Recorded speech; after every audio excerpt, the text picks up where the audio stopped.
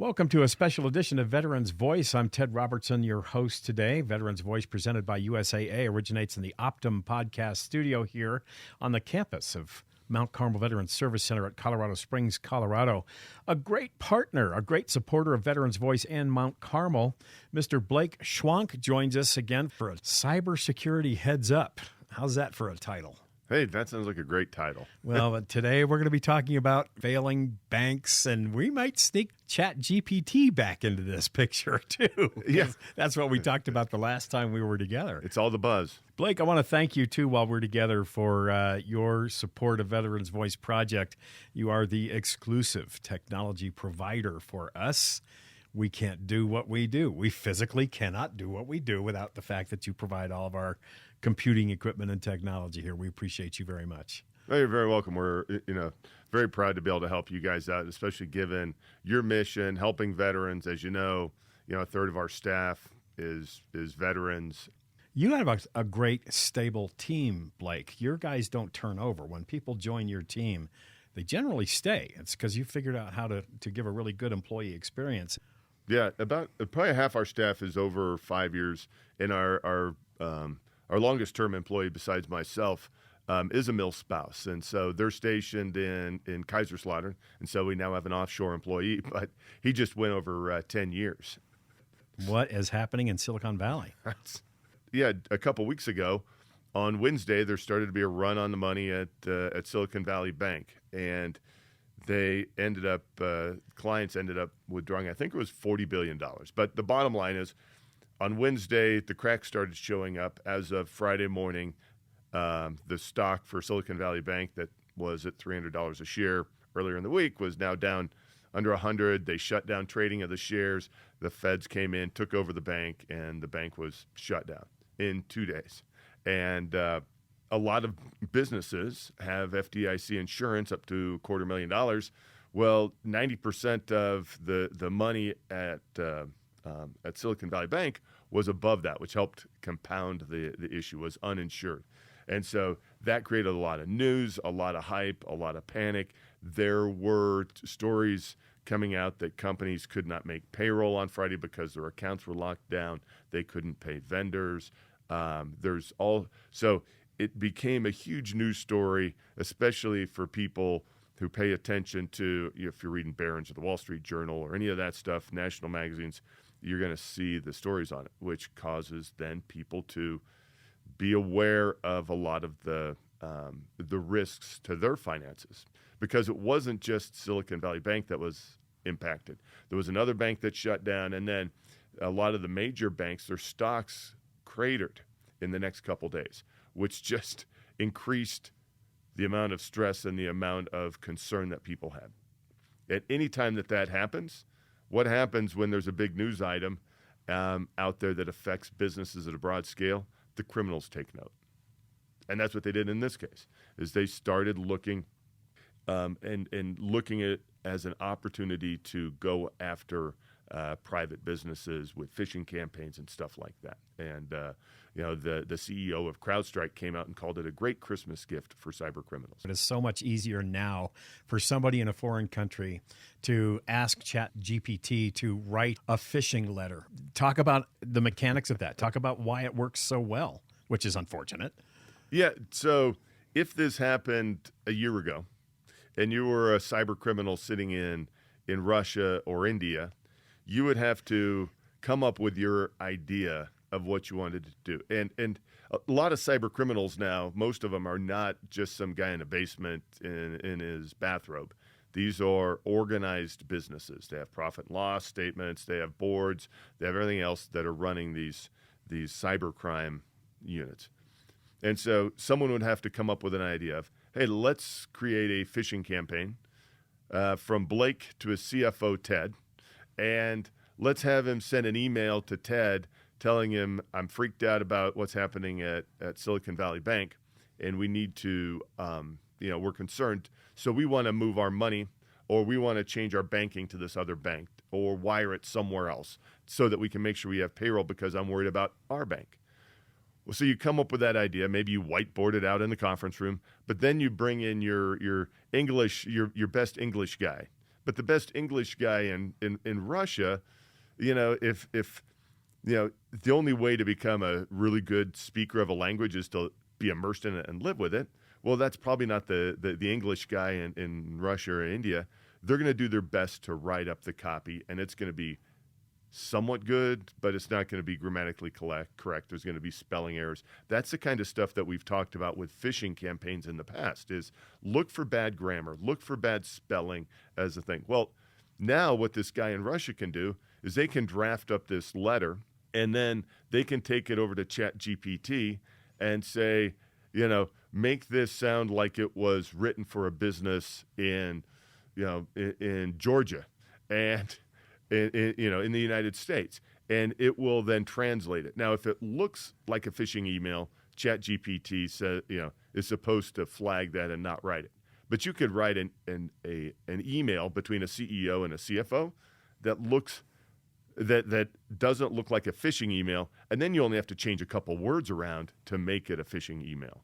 And so that's what's really scary about this, and the speed that they can do it. So, you could easily fire off an attack the next day that looks like a perfect email. So if there's a failing bank out there and there's a bad guy Blake sitting next to a pool, what's the scenario? So, yeah, if I wanted to be a bad guy, I would send you, I'd start writing into ChatGPT. Hey, I want, Ted, I'm sitting here. I need, did you read about Silicon Valley Bank? Man, that's crazy. It's got me really concerned. And to top it all off, I dropped my phone in my pool, so I don't even have connectivity to work through this, so I'm going to be really disconnected. And then I go into asking you to start transferring money. And we can make it sound really authentic by having ChatGPT translate it. I played around with it a little bit to take an email and convert it into Spanish, I asked ChatGPT to translate my business email into Spanish as spoken in northern Mexico. And boom, it did it. In about 30 seconds, I had a perfect, or near perfect email, that sounds really good to somebody who we have a lady in our office who's from Mexico, had her proofread it for me. Yeah. And it's crazy how good it is. What was her verdict? That it's pretty good. So it would have passed. It would have passed the sniff test. So Wow. That's crazy. Mm-hmm. So using artificial intelligence to capitalize on people's fear and frustration and panic. I mean, crap, you got millions of dollars in a bank, you got to make payroll, and you're the CFO, you get a note from the CEO. That email sounds like it's going to be convincing enough for hopefully you don't act. act.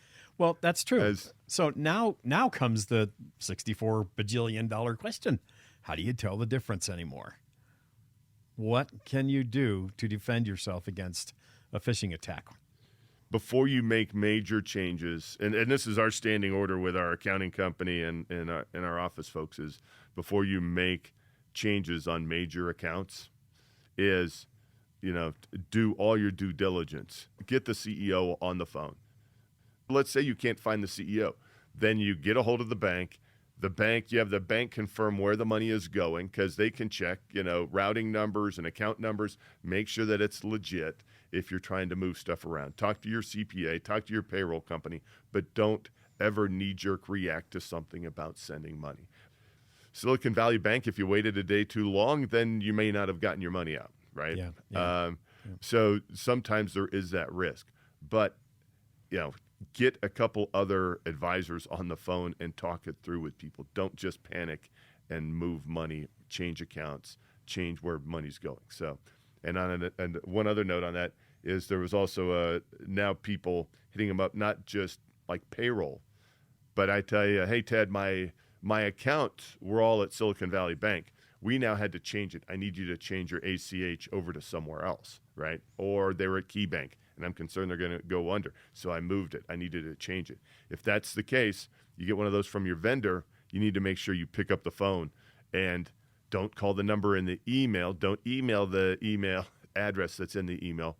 Pick up the phone, call the number that's listed for the company in the business directories on Google, and talk to them before you change those ACH payments. Extraordinary times call for extraordinary discernment. Yeah, I would get that email, and I'm thinking this is pretty plausible stuff. This guy has everything nailed down. So that's what you're saying companies should do. There should be something in place that when it's a major move, like is being asked for here, that you check and you recheck and do your darndest to get a hold of the person whose name is on that email without clicking any links or responding to that email. Exactly. And there almost always is a way. The other thing is I think banks are now, they train people pretty well up in this kind of stuff. So if it's major, someone's asking you to move $500,000, drive over to the bank and talk to the business people and go, does this pass the sniff test? I mean, if you have no one else to turn to, talk to them, because they can advise, and they watch out, especially the grandparent scams and stuff like that. We'll go try to transfer money. But I would check with them. So, and it's so easy, though, to build the scenarios. If you look at our company, it's pretty easy to go, let me go search for Blake Schwank. You find our company page. There's YouTube videos out there where I'm sitting out at the lake. Doing a tech tip video. Yep. You go to my Facebook or my LinkedIn, there's stuff out there that has me sitting somewhere where I could drop a phone and destroy it, whether it's on a trail, by the pool, on the lake. So it's easy to build a convincing story. So here's the logic that kills the confusion. You get that crazy email, and it's believable. But what's the first number you're going to dial? That person's cell phone. Exactly.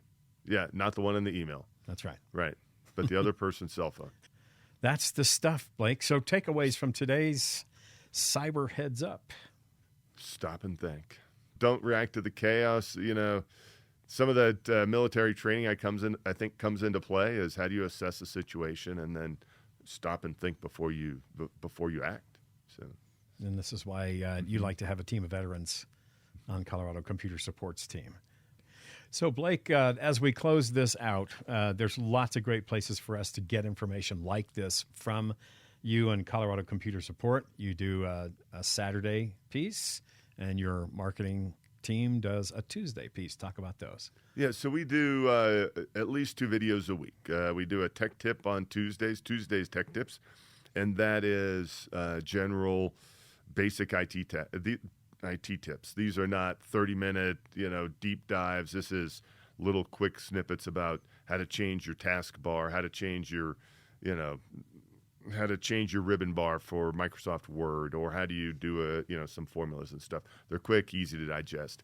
I do a Cyber Saturday, same thing, high level, couple 3 minutes of just what we talked about here, but really condensed into 2 or 3 minutes of, what does this look like? And, you can find that at YouTube. If you search for Colorado Computer Support on YouTube, then you can subscribe. There's, I think 380 videos now. And, we also publish them out on LinkedIn and Facebook. We've got active accounts there to follow up on. So Colorado Computer Support on all the major social channels, but on YouTube, that collection of videos with tips to make your everyday computing life a lot easier, and a little bit longer format videos on Saturdays from Blake, yourself, that go a little more deeply into things like what we were talking about today, bank failures and Chat GPT and the implications of all of that in your life as a corporation, business owner, a veteran, or a worker bee. It's just, it's all there. So, Blake, we can't thank you enough for everything you do and all the hard work you do to keep us all cyber secure and cyber safe. Thank you for giving me an opportunity to get out here and share it with people. So hopefully we can keep people a little bit safer. That's the idea. Blake Schwank, the Veterans Voice exclusive technology partner. We appreciate that partnership, your support of the program. We're going great places, thanks in part because of you. We appreciate you very much. I'm Ted Robertson. You've been listening to a special edition of the Veterans Voice. Veterans Voice presented by USAA and originates from the Optum podcast studio here on the campus of Mount Carmel Veterans Service Center in Colorado Springs, Colorado. We'll be back with Blake for another Cybersecurity Heads Up. Blake, thank you. All right. Thank you very much for the time.